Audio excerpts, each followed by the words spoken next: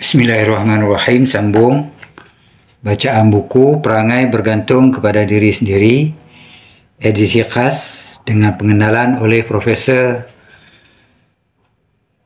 Hajah Asmah Haji Omar. Buku dikarang oleh Pendeta Za'bah sekitar hujung tahun 50-an atau awal 60-an. Sekarang kita masuk bab ketiga, siri yang ke-30, muka surat 105. Tajuk besar, fahaman yang sempit. Tajuk kecil, berbuat kebajikan kerana faedah diri. Pada orang-orang ahli agama yang berfahaman sempit adalah kerja-kerja kebajikan amat baik dan kerja-kerja kejahatan amat jahat itu biasa difaham mereka dengan pengertian yang sempit pula. Jika pada amal-amal keagamaan, maka di khas mereka kerja kebajikan itu ertinya terutama kerja-kerja ibadah dan menyempurnakan suruhan-suruhan untuk menghadap mati atau akhirat sahaja. Yang ini tiada kena-mengena dengan membaiki budi pekerti dan kelakuan atau memperbetulkan al-ehwal hidup di dunia.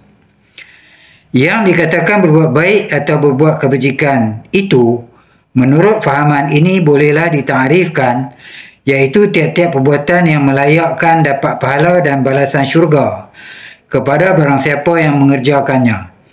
Dan yang dikatakan berbuat jahat atau berbuat kejahatan itu pula, tiap-tiap perbuatan yang menjadi dosa, ini kesalahan dan mewajibkan azab neraka di akhirat kepada siapa-siapa yang mengerjakannya. Amal menurut fahaman ini, iaitu fahaman sempit, ialah kerja-kerja yang dijeniskan kepada agama saja dan dipandang dari segi agama. Amal baik, iaitu amal soleh, hanya terutamanya kerja-kerja yang disuruh atau dinilai tinggi oleh agama seperti sembahyang, puasa, memberi zakat, bersedekah, menyembelih korban, membaca Quran, membaca salawat akan Nabi, membaca-baca wirid, berbagai-bagai doa dan sebagainya yang ada memberi harap akan balasan pahala dan syurga. Amal jahat, ini sayyiat, ialah kerja-kerja maksiat atau melanggar larangan-larangan agama yang membuahkan dosa dan balasan neraka. Maka termasuk dalam amal jahat itu terutama sekali perbuatan-perbuatan mengerjakan sesuatu yang haram, terlarang keras oleh agama seperti minum arak, makan babi, berjudi, berzina, mencuri, menyamun, merampas, membunuh orang dan lain yang terjenis kepada fahsyak dan mungkar. Tetapi tidak, ulang sekali lagi, dia buh tanda seruan, tetapi tidak termasuk perbuatan-perbuatan yang terbit dari kepada kepercayaan-kepercayaan yang hodoh dan karut, seperti yang memuja hantu syaitan, memuja pantai, menyembah laut dan darat, membenarkan ilmu-ilmu bomoh, pawang dan poyang, meminta-minta kepada wali Allah dan awliya dan kepada kubur-kubur keramat, dan memohon pertolongan daripada kuasa-kuasa gaib yang lain daripada Tuhan Allah. Demikian lagi tidak juga berapa termasuk dalam kelakuan-kelakuan yang terjadi dari sebab lemah sifat-sifat keperangaian dan budi pekerti seperti berdusta, mungkir janji, tamak halaba, tidak syukur akan nikmat Tuhan, membazirkan harta dan waktu, kedekut, kejam hati, tak merasa belas kasihan, hasad dengki, busuk hati, tak tepat masa dan berpuluh-puluh lagi yang lain. Kesalahan-kesalahan tidak mengerjakan suruhan-suruhan agama seperti sembahyang, puasa, zakat dan lain-lain sungguhlah termasuk juga jadi dosa besar, sama seperti melakukan amal-amal jahat juga. Tetapi tidaklah pernah diambil faham atau diambil tahu pun apakah nikmatnya jika dikerjakan suruhan-suruhan itu dikira-kira baik dan betul, dan jika tidak dikerjakan jadi jahat dan kesalahan di sisi agama. Demikianlah yang dikatakan sempit dalam memahamkan perkara berbuat baik dan berbuat jahat ini. Adapun dalam kerja-kerja yang dikira amal baik atau amal soleh menurut fahaman yang sempit ini, tidaklah sekali-kali dititik beratkan pihak latihan mesti membaiki akhlak atau sifat-sifat perangai budi seperti dengan jalan mengerjakan amal-amal baik itu. Sifat-sifat akhlak yang tinggi seperti benar, amanah, betul pada janji, perasaan belas kasihan, mudah memaafkan orang, tidak menyimpan dendam, menjaga kehormatan diri dan berbagai sifat kemuliaan perangai yang lain tidaklah biasa diambil perhatian yang berat supaya berhasil ia daripada latihan amal-amal yang dikatakan amal baik itu. Bahkan sembahyang, puasa dan lainnya itu tidak pun dianggap sebagai latihan untuk menghalus dan meninggikan darjat kemuliaan budi dan kebersihan rohani. Hanya yang lebih-lebih sekali dititik berat ialah bagaimana rupa dan cara-cara amalan-amalan itu mesti dikerjakan yang dianggap betul dan sah oleh Tuhan supaya diterimanya amalan itu. Dengan demikian dapatlah pahala dan balasan syurga yang sangat diinginkan di akhirat kelak. Demikian pula dengan kerja-kerja yang dikirakan amal jahat itu tidaklah pernah dititik beratkan tentang latihan yang diberi oleh rancangan di atas itu. Jika diikut bagi membaiki akhlak dengan menjauhkan perkara-perkara yang dilarang itu, atau bagi membersihkan hati dan budi pekerti daripada sifat-sifat keperangaian yang rendah dan keji.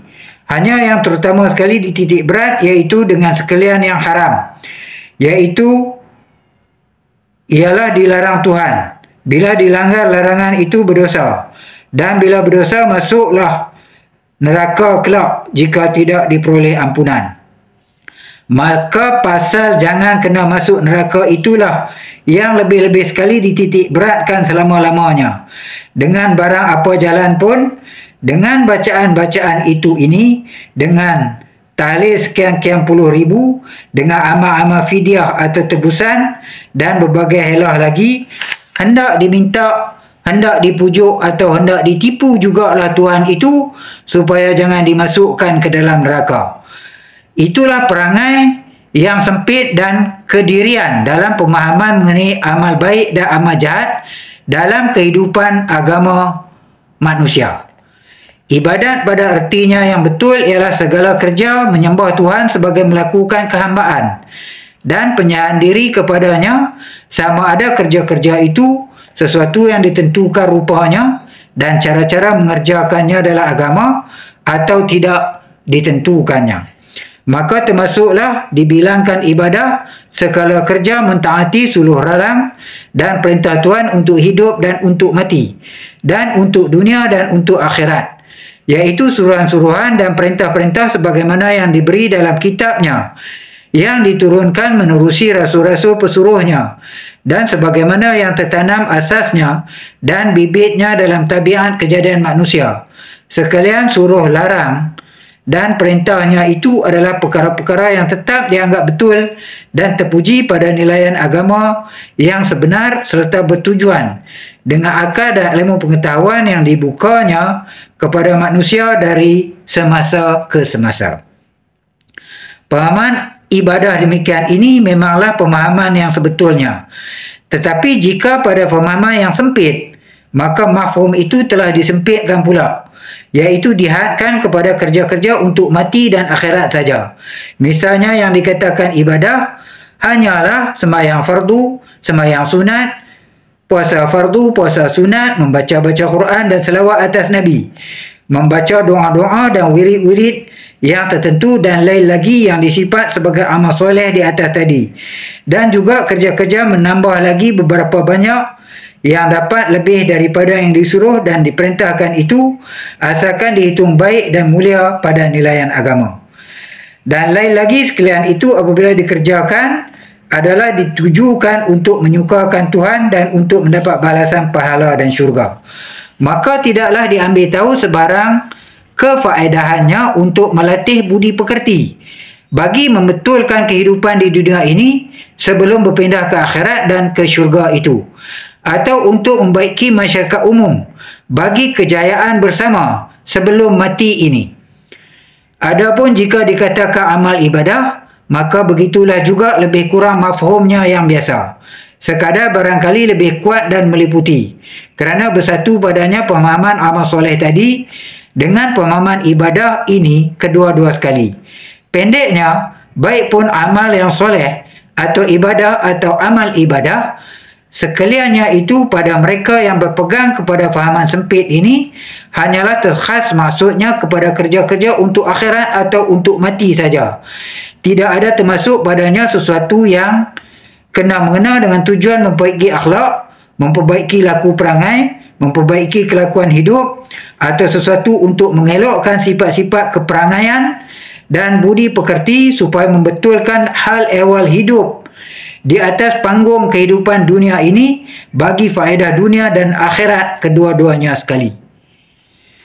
Fahaman demikian nyatalah telah melupakan sama sekali daripada hitungannya pengertian kebajikan dan kejahatan yang dikehendaki oleh tuntunan akhlak bagi kewajipan hidup di dalam dunia dengan betul sementara belum masuk ke negeri akhirat, dan sebagai syarat atau titi bagi mendapat kehidupan yang bahagia di akhirat itu kelak. Maka sebandinglah sempitnya fikiran ini dengan fahaman yang sempit tentang erti ilmu yang dikatakan oleh sebahagian guru agama atau orang-orang yang mengaku alim yang tidak berpelajaran. Kata mereka, kononnya ilmu yang dimaksudkan dalam ajaran Islam hanyalah ilmu agama saja, tidak termasuk kira ilmu-ilmu lain yang perlu bagi hidup di dunia dan bagi membetulkan perjalanan kehidupan di dunia ini supaya betul pula dan berjaya kehidupan di akhirat kelak. Sekian, kita akan sambung di lain masa dan tempat. Al-Fatihah untuk almarhum Pendeta Za'ba. Al-Fatihah.